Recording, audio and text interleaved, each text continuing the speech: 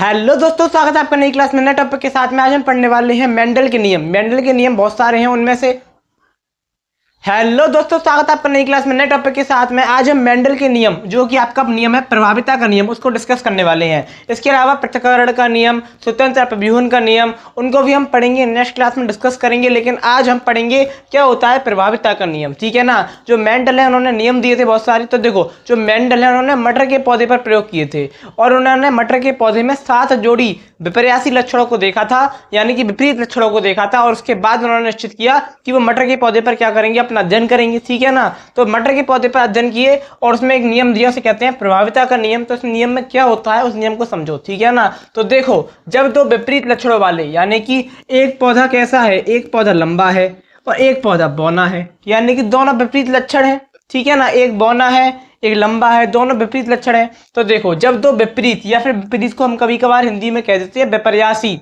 ठीक है ना। दो विपरीत या विपर्यासी कह सकते हो आप। जब दो विपरीत लक्षणों वाले पौधों के बीच क्रॉस कराया जाता है, क्रॉस का मतलब है इनके बीच में संकरण कराया जाता है, इनके बीच में क्रॉस कराया जाता है। क्या कराया जाता है, क्रॉस कराया जाता है। तो जब एक लक्षण दूसरे लक्षण के गुण को दबा देता है, इसका नाम ही क्या है, प्रभाविता। यानी कि कोई एक लक्षण ऐसा होगा जो दूसरे लक्षण को दबा देगा और खुद प्रभावी बन जाएगा। क्या बन जाएगा, खुद प्रभावी बन जाएगा। दूसरे को दबा देगा, उसको मतलब छुपा देगा और खुद प्रभावी बन जाएगा। तो जैसे प्रभाविता का नियम तो उसे क्या कहते हैं, उस लक्षण को प्रभावी लक्षण कहते हैं। और जो ये पूरा नियम आपका बन जाता है, इसे हम प्रभाविता का नियम कहते हैं। तो क्या हुआ, दो जोड़ी विपर्यासी विपरीत लक्षणों वाले पौधों के बीच में संकरण कराया, तो क्या होता है, एक लक्षण जो प्रभावी होता है वो एक लक्षण को छुपा देता है, और जो छुपा देता है वो प्रभावी लक्षण कहलाता है। और इसी पूरी क्रिया को क्या कहते हैं, प्रभाविता का नियम कहते हैं, ठीक है ना। अब देखो कैसे, हमने यहाँ पर एक लिया शुद्ध लंबा और एक शुद्ध बौना। हमने यहाँ पर क्या किया, दो पौधे लिए। एक पौधा कैसा है, शुद्ध बौना है, एक कैसा है, शुद्ध लंबा है। ये जो टी होता है ये प्रभावी होता है, स्मॉल टी बना दिया तो ये अप्रभावी है, ठीक है ना। ये आपको पता होना चाहिए। तो हमने शुद्ध लंबा लिया तो हमने डबल टी, ठीक है। शुद्ध बौना 2 स्मॉल टी, ठीक है ना। और अब जो इनके बीच में क्या करवाया, ये क्रॉस करवाया।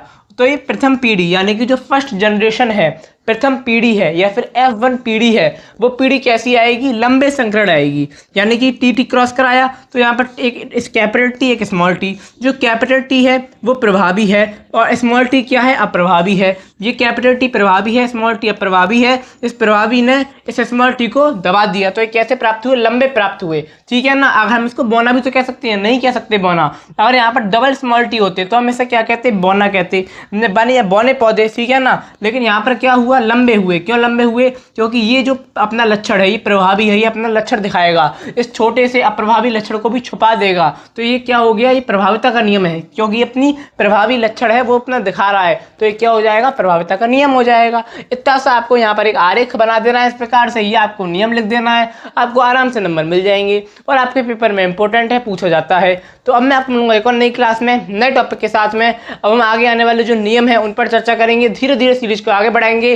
और साथ में ये तो सीरीज चली रही है, अब आपके लिए साथ में वन शॉट लाई जाएंगे, पूरा एक चैप्टर एक वन शॉट के अंदर कंप्लीट कर देंगे, ठीक है। तो अब मैं आप मिलूंगा एक और नई क्लास में नए टॉपिक के साथ में। तब तक के लिए जय हिंद, जय भारत।